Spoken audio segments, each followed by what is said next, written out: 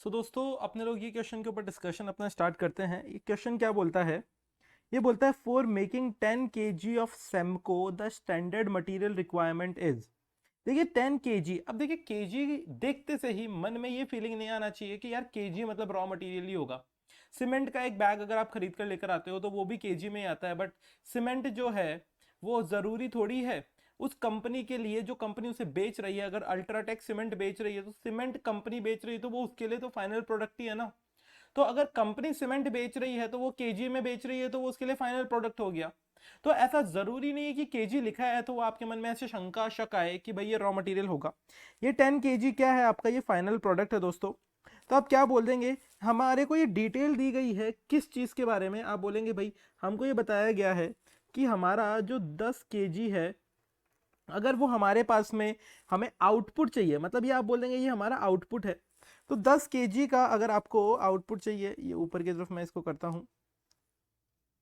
10 kg अगर आपको output चाहिए तो आप क्या बोलेंगे? सिंपली आप बोलेंगे उसके लिए मुझे मटेरियल ए कितना लगेगा, आप बोल देंगे मटेरियल ए 8 kg लगेगा। उसके लिए मैं पूछता हूँ मटेरियल बी कितना लगेगा, आप बोलेंगे मटेरियल बी आपको 4 kg लगेगा। साथ ही साथ देखिए आपने क्या किया, अप्रैल के अंदर आपने 1000 kg ऑफ सेम को बना लिया। मतलब अगर आपसे पूछा जाए दोस्तों कि आपका एक्चुअल आउटपुट कितना था तो आप बोलेंगे एक्चुअल में मैंने भाई साहब यहाँ पे 1000 kg सेम को बना लिया, मतलब आउटपुट बना लिया। अब एक चीज देखो यार, दुनिया में क्या 10 kg आउटपुट को आप क्या 1000 kg आउटपुट से कंपेयर कर सकते हो? क्या nobody can do that. कोई भी इंसान ये नहीं कर सकता। तो सिंपल सी बात है, अगर वो नहीं कर सकता तो आपको एक कॉलम और हमेशा बनाना पड़ेगा। उस कॉलम का नाम क्या होगा? आप बोलेंगे उस कॉलम का सर हमारा नाम होगा स्टैंडर्ड।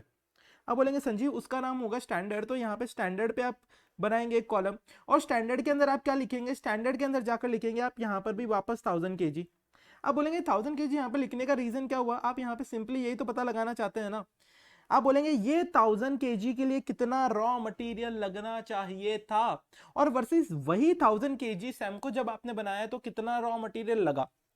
सिंपली आपसे दुनिया में कोई भी पूछे, आप बोलोगे यार 10 kg सेमको या आउटपुट बनाने के लिए, सीमेंट बनाने के लिए 8 kg ए लगता था, तो ये 1000 kg सेमको बनाने के लिए आप बोलेंगे 800 kg मेरा ए लगेगा।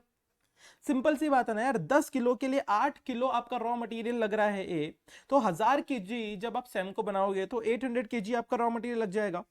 ऐसे ही 10 kg बनाने के लिए बी लगता है 4 किलो, तो आप बोलेंगे 1000 के लिए ये मेरा 400 किलो यहाँ पे बी लग जाएगा। अब एक्चुअल में क्या हुआ, एक्चुअल में देखते हैं। एक्चुअल में आप लोगों ने मटेरियल ए लिया 750 किलो काम में, तो आप यहाँ पे लिख देंगे ये मेरा 750 kg है। सिमिलरली आपसे पूछे मटेरियल बी आपने कितना काम के लिए लिया, तो आप बोलेंगे वो मैंने 500 kg काम में लिया है, तो यहाँ पे आपने 500 kg लिख दिया। दोस्तों अब मैं आपसे सिंपल सिंपल छोटे छोटे से सवाल पूछता हूँ। सबसे पहला सवाल मैं बोलता हूँ कि भाई चलो पता लगाते हैं अपने लोग मटेरियल यूसेज वरायंस जिसको बोलते हैं।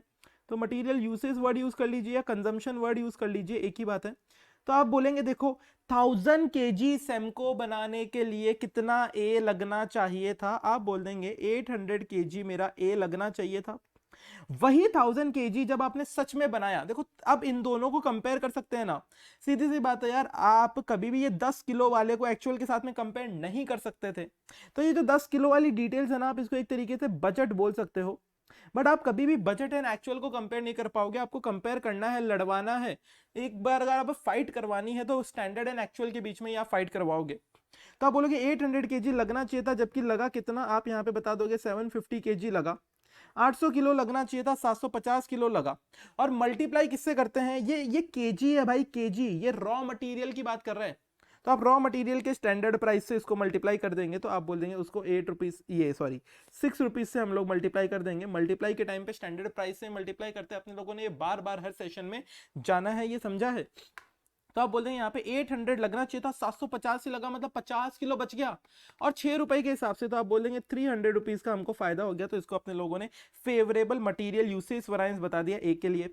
सिमिलरली बी के लिए अगर सोचेंगे तो आप बोलेंगे बी को बनाने के लिए, मतलब यही 1000 kg फाइनल प्रोडक्ट सेम को बनाने के लिए 400 किलो भी लगना चाहिए था। यहाँ पे मैं आपके सामने 400 kg भी लिख देता हूँ। और आप वही बोलेंगे वही 1000 kg जब मैंने सच में सेम को बनाया तो 500 kg काम में ले लिया। इसका मतलब कि आपने 100 किलो बेफालतू में काम में ले लिया, 100 किलो वेस्ट कर दिया। तो आप बोलेंगे 100 किलो जब मैंने वेस्ट कर दिया कितने रुपए के हिसाब से नुकसान हुआ? आप बोलेंगे मुझे 4 रुपए के हिसाब से नुकसान हुआ है। तो आप इसको 4 से मल्टीप्लाई कर देंगे, तो आप बोलेंगे ये मेरा 400 एडवर्स वेरिएंस आ गया है। अगर आप इसका टोटल करेंगे तो आप बोलेंगे टोटल मेरा मटीरियल यूसेज वेरिएंस कितना हो गया? आप बोलेंगे 100 मेरा एडवर्स मटीरियल यूसेज वेरिएंस आ गया है। बहुत ही आसान चीज है दोस्तों। एंड सिमिलरली अगर आपसे पूछा जाए बताना मटेरियल प्राइस वेरिएंस क्या होगा, तो आप क्या बोलेंगे? आप बोलेंगे इसको हम लोग बहुत ही आसानी से सॉल्व कर सकते हैं, मटेरियल प्राइस वेरिएंस। इसको कैसे सॉल्व करेंगे? इसको सॉल्व करने के लिए अभी देखते हैं हम। तो आप इसमें क्या बोलेंगे? आप बोलेंगे आपका मटेरियल प्राइस वेरिएंस जो है वो कैसे निकालेंगे? आप बोलेंगे यार मेरा ए जो प्रोडक्ट है उसके लिए क्या प्राइस लगना चाहिए था? प्राइस हमेशा दुनिया में 1 केजी एक आइटम के लिए कोट होती है। तो आप बोलेंगे 6 रुपया मेरा लगना चाहिए था, लगा कितना? आप बोलेंगे मेरे 7 रुपए लगे हैं ए के। भाई 1 किलो जब आप ए रॉ मटेरियल लेकर आने वाले थे तब 6 रुपया लगना चाहिए था, लगे हैं 7 रुपए, तो 1 रुपया ज्यादा लग गया। और ये सच में लगा होगा ना? सच में कितनी क्वांटिटी आप ए की लेकर आए हो? आप बोलेंगे सर हम लोग सच में ए की 750 क्वांटिटी लेकर आए हैं, मतलब कि हमको 750 का यहाँ पर एडवर्स वेरिएंस आ गया है। दूसरी तरफ अगर मैं बात करता हूं बी के ऊपर, तो आप बोलेंगे भाई बी का कितना प्राइस लगना चाहिए था? बोलेंगे 4 रुपया 1 किलो का लगना चाहिए था। और बी की अगर आप फोटो देखेंगे तो आप बोलेंगे बी का 4 नहीं 5 रुपया 1 किलो का लगा है। तो भाई आप 5 रुपया यहाँ पे लगा दोगे, मतलब यहाँ पर भी 1 रुपए का नुकसान। और ये आप सच में खरीद कर लेकर आए होंगे ना? तो आपने सच में कितना केजी खरीदा है? आप बोल देंगे एक्चुअली में हम लोगों ने 500 केजी खरीदा है, तो ये 500 रुपए का यहाँ पर भी नुकसान एडवर्स। तो अगर आपसे कोई पूछे कि टोटल मटेरियल प्राइस वेरिएंस आपका कितना है, तो आप इन दोनों को ऐड कर लेंगे और आप बोल देंगे ये 1250 एडवर्स मटेरियल प्राइस वेरिएंस हमारा आता है। और दोस्तों अगर ये दोनों आ गए हैं तो उसके बाद में आप ऐसे ही बोल सकते हैं कि भाई मैं मटेरियल कॉस्ट वेरिएंस भी निकाल सकता हूं। मेरा ए प्रोडक्ट के लिए मटेरियल कॉस्ट वेरिएंस पता लगाते हैं, तो आप बोलेंगे देखो ए का 300 यहाँ पर यूसेज वेरिएंस क्या है? ये हमारा फेवरेबल है। ए का 750 एडवर्स है प्राइस वेरिएंस, तो ये फेवरेबल ये एडवर्स, तो आप बोल देंगे यहाँ पे 450 एडवर्स हमारा ए का मटेरियल कॉस्ट वेरिएंस बनता है। सिमिलर पैटर्न पे अगर मैं बी की बात करता हूं तो बी के लिए आप बोलेंगे बी का हमारा 400 एडवर्स वेरिएंस बनता है यूसेज वाला, और बी का हमारा 500 एडवर्स वेरिएंस बनता है प्राइस वाला। तो दोनों को हम लोग ऐड कर लेंगे, एडजस्ट कर लेंगे, तो आप बोल देंगे ये हमारा 900 एडवर्स वेरिएंस बन जाएगा मटेरियल कॉस्ट का। और अगर आप इन दोनों को टोटल कर लेंगे तो आप ये बोल देंगे भाई ये मेरा 1350 ये टोटल मेरा एडवर्स वेरिएंस बन गया। और ये जो है ये आप यहाँ से भी चेक कर सकते थे कि भाई 100 आपका मटेरियल यूसेज वेरिएंस एडवर्स है, प्राइस वेरिएंस 1250 एडवर्स है।